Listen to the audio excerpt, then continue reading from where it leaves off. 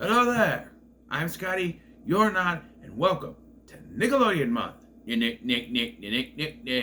I am taking a look at movies and TV specials, I should say, from the time that I grew up and time that I was a young adult, and even like stuff that was from like a few years ago that my son and I watched together that I want to talk about. So yeah, it all started with 90s Nickelodeon and then 90s and 2000s to kind of expand, and then I went through a whole bunch of stuff that I want to talk about. So here it is. We're starting off with the 1994 special from the Adventures of Pete and Pete. It was a two-parter called Farewell, My Little Viking.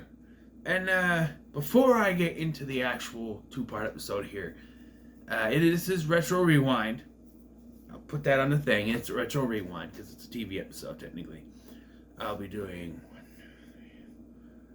about 4 or 5 of these. I haven't decided what Really Big Shrimp's going to be. But,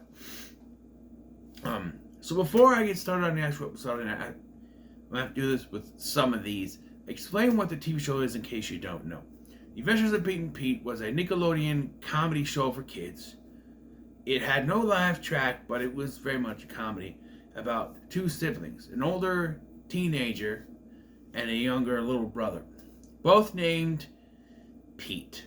They had a mom and dad whose names were revealed. They were just known as Mom and Dad because this show was from the point of view of the two Petes. But in the credits, they're credited as Mom and Dad, but their names were Joyce and Dawn.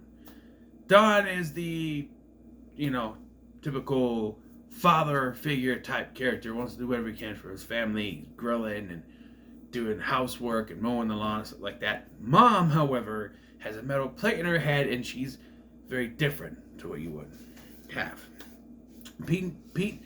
Both Petes go through different changes throughout, different adventures, I should say, throughout the series, with the focus being mostly on Big Pete, played by Michael C. Morona, and Little Pete, played by Danny Tamborelli, being sort of a side factor, although I believe the third season, from what I read, focused more on him, which kind of made sense. But there were some good stories with him. Little Pete has a tattoo named Petunia that he can make dance. I don't know how a kid like that got a tattoo. Big Pete's best friend, Ellen, there's not really much to discuss, but then you want to discuss this, but there's some kind of feelings there, but they ultimately decide to stay friends. And then you have Little Pete, best friend, which is Artie, the strongest man in the world, played fantastically by Toby Huss. Yes, for all you Halloween fans, that is Mr. Peanut Butter on my penis. Yeah, that is him. He was already first, so there's that. And he's this own personal superhero that sort of protects Pete and helps him out and all that stuff. And yeah, there's also Mona, who's another one of Pete's friends. He has a group of friends by this point. There's Mona, there's Carp from the Mighty Ducks. There's a Girl Scout character who I believe was originally played by Heather Matarazzo, but not in this particular episode. And there's some other background friends that he has. So the show also boasts many strange antagonists, such as Endless Mike, who is an antagonist. Endless Mike, Pit Stain, and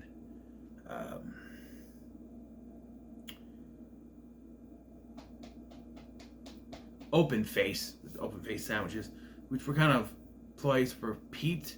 Although I think Pit Stain might have been Little Pete or Big Pete, Little Pete. I don't know. But in this case, this episode features two villains, so to speak. They're introduced to almost right away. So the story, at this point, they were getting rid of Artie. This isn't the last episode of season 2 like I originally thought, which is kind of weird. I thought it was, but no, there's 2 more episodes after this, so it's really weird. I don't know if they shot it as the season finale and then just didn't air. Sometimes they would do that, like the aforementioned Really Big Shrimp was the series finale of Drake and Josh, and they aired 2 episodes after that. Helicopter, which was just aired for some reason, and the dance contest, which had to do with a theme night they were doing. But yeah, it was very weird. Very weird. And did I hear? So, yeah, so the story with this is that basically Artie is getting on the nerves of all the adults around the neighborhood. And one such adult, John McFlimp, yes, that is his real name, wants to get rid of Artie and convinces Don, that's the dad, to talk Artie into leaving. But that doesn't work the way he wants it. Meanwhile, Little Pete is dealing with his own antagonist in the form of Papercut, whose one big affliction is, you guessed it, paper. Paper cuts, paper everything. And there's a big, he holds rock, paper, scissors contests with other students at the middle school, and he always throws paper, and everyone is so afraid to go against him, they always throw rock. And of course, Little Pete has to be the one to come in and throw scissors so that he wins. And that causes problems. He's like, what? You can't do that. What? And he throws a paper, like they show that his paper stuff is like lethal. Later, he cuts Pete's hat, the brim of Pete's hat off. And it's like how sharp is this thing? Like, he throws this thing and Artie catches it in his mouth and eats it. He's like, fishy, yes. And it's just like, yeah, I don't know. So that's the big catalyst for this, is that McFlimp is trying to get rid of Artie because he's a nuisance. And Papercut wants revenge on Little Pete for daring to throw the scissors, which is confusing me, but I have an issue, like a logic issue, like, because Papercut is very one-track mind, and if he got off that track, I think he would have succeeded in this whole thing. We'll get to that later. So, like I said, so McFlimp wants to get rid of Artie, so he talks to Don and the other adults. There's like throughout this series, there's this international adult conspiracy group, supposedly, trying to take down the fund that the kids have or something. And so McFlimp talks to Don to tell him, hey, you convince Artie to leave. And, Pete catches on to this and tries to stop him, but Papercut puts a hole in his tire and is unable to go, and Artie is released. Yeah. Papercut says, you and I are going to have a rematch, rock, paper, scissors, and you will throw rock. Again, there's an issue here, and we'll get to it when we get to the final showdown, but there's just the logic. If you thought more than one track mind, I think you would have,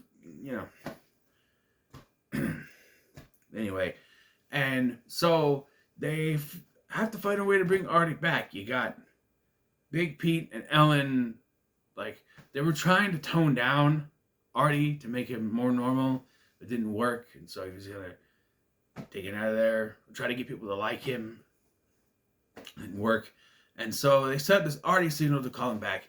And I laughed my ass off at this, because you think Artie signal would be like him standing there like this. No, it's his face. It's Toby Huss's face. It is Artie's face. It's his face. It's just like, and I laughed my ass off, because I was just like, it's just his face. As maybe he doesn't come back because he doesn't see it. And eventually, McFlimp, talks Don and says, hey, tell me where you dropped him off. Where'd you bring him? He's at this park outside of town, apparently. And he convinces Artie to be normal by wearing a pair of slacks and selling aluminum siding, which is what Flemp does. They keep showing that he's trying to sell the siding. It's the same house. Every time they show it, it looks like it's the same damn house he's trying to sell, so he's never able to sell this one house, I guess. and Artie always ruins it, or something happens like he's doing this, and his own kid comes by with this remote controlled Artie in a canoe, and makes the man bashes it against the siding. Is all angry, and potential customers are going, and he's like, "See, not a scratch." Like I meant to do, I did a, see, I was just showing you that sort of thing. Yeah, Artie completely converts. He's still Artie, yeah, has those quirks, but he converts himself to being normal-ish. He's living in a porta potty or something, and he's got a grill, and he's grilling, and he says, "Pink on the inside, nice and crispy on the outside, just the way you like it." And I'm like, "No, I don't like my steak pink on the inside. A little bit, not bloody or really pink, just a little bit. Was it medium? I think I like it medium. I don't like a lot of blood, and I don't like it very pink. Otherwise, you're just eating a raw steak to me. It's got to be cooked meat at some point, somewhere where you could call it cooked meat, But I digress. Yeah. And after the whole thing with the bike, Pete's friends do come to his aid with water, and he's like, "Next time I'll get it laminated." And we're like, "Then it wouldn't be paper. It'd be plastic. It's paper, laminated paper, but it's plastic, because it wouldn't be paper anymore." Yeah. I don't know. Yeah. And so they're still setting up this big showdown, and Pete is convinced he has to throw Rock, because Artie's nowhere to be found to help him, and so he's almost convinced he has to throw Rock. So the big showdown comes, and here's what we're gonna get into it. Okay, he's convinced he has to throw Rock. Paper cut. I'm talking to Paper Cut here for you. Instead of being a dumbass and always throwing paper, there's one conceivable way you can win. Even if you go into this and you think, okay, Wrigley, he's not, he's different than the others. He's still gonna throw scissors. Throw Rock. That's all you have to do. Paper Cut just threw Rock, knowing that, that Pete would throw scissors, and he would win. But even if Pete did decide to throw paper, he would still win, because it'd be like Paper Cut has no confidence and thinks he's not gonna throw paper. He's not gonna throw Rock. I'll throw Rock. So I'll throw Rock and smash his scissors. So he throws Rock, and Pete will throw paper, conceding to throwing. No, because he would throw Rock. That's right. He would both throw. Never mind. I thought he'd throw paper. Never mind.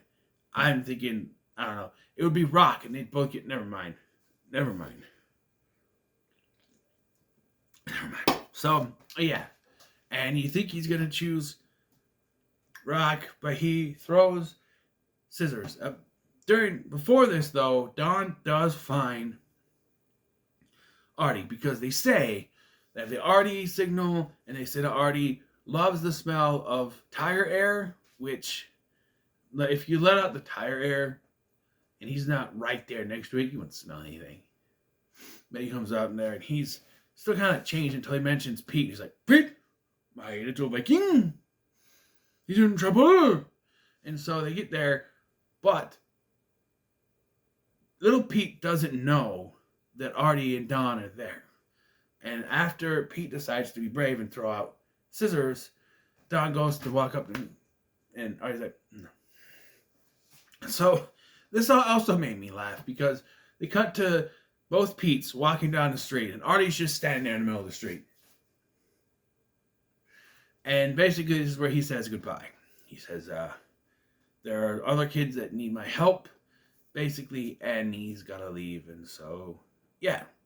And that sets up Artie being gone in season 3 and Mona taking up his spot as a regular. But yeah, this was fun to watch. I don't think I've ever seen this all the way through. I may have seen bits and pieces.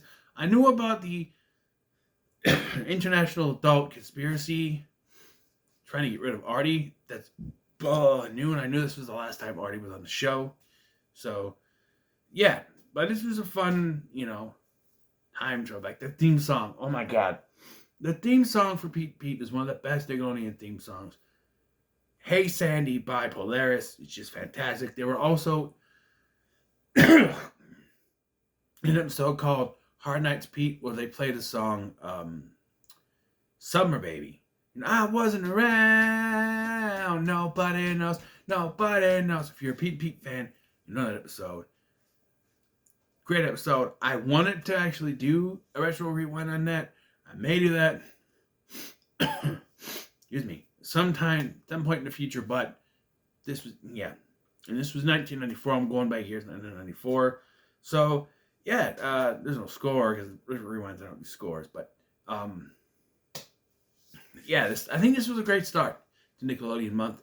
Maybe not going to get a lot of views, but that's not why I do this. I do this for fun. I just have fun. I do this to put out fun content for you guys. And going back to Nickelodeon, especially stuff that I grew up with, is going to be like everything from now to, I don't know, the 16th, maybe, is going to be like visiting my past when I was a kid. By the time we get to number 17, which came out in 2005, I was 18. So, but my young adult life, I still watch Nickelodeon, man. I watch it with my son. I don't watch it by myself as much. I'll watch Teen Nick because they play stuff there. Like Henry Danger is probably the only. That's not even a current show because my son and I watched it. But there was a Thundermans too, I guess. But we'll get to it. But yeah. So what are your thoughts on Farewell, My Little Viking? In the comments below, make sure you like, share, subscribe. And next up,